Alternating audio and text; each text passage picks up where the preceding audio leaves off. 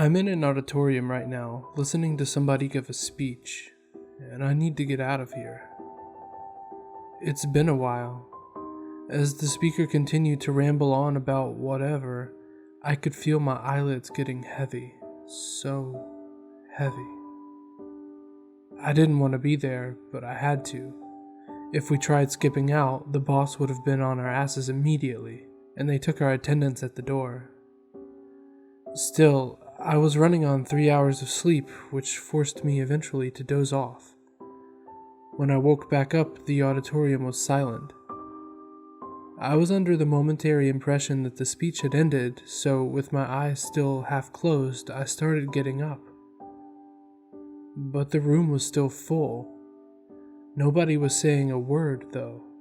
The speaker simply stared ahead, his face devoid of any emotion, save for an empty, obscure smile. The people around me had comparable expressions, all seemingly frozen in place. This lasted for about 5 seconds before the speaker started talking again. I thought I was going crazy, possibly delusion spurred on by sleep deprivation. With that in mind, I closed my eyes once again, not caring so much about the consequences if I were to be caught. When I woke back up, I was feeling refreshed, but the speech was still transpiring.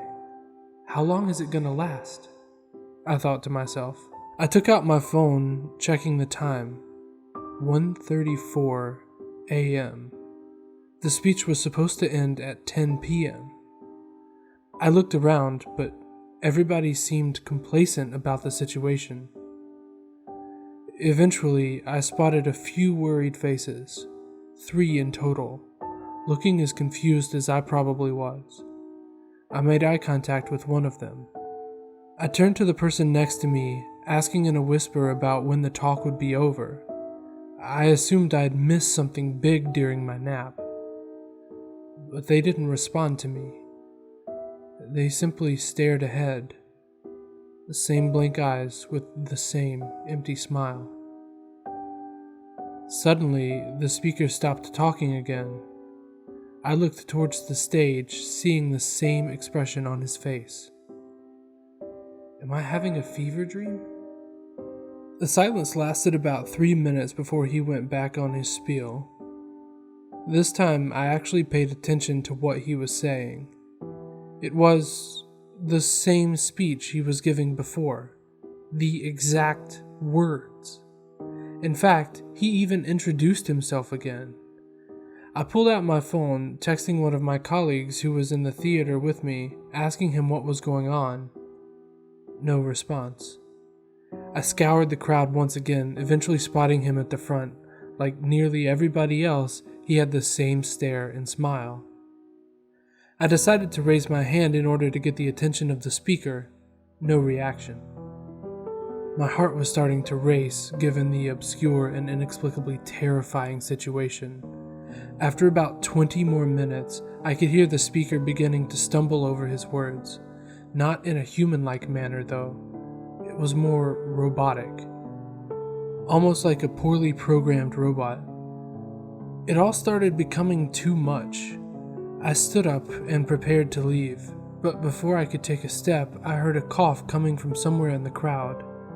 I looked over, seeing the woman I'd made eye contact with earlier feverishly shaking her head.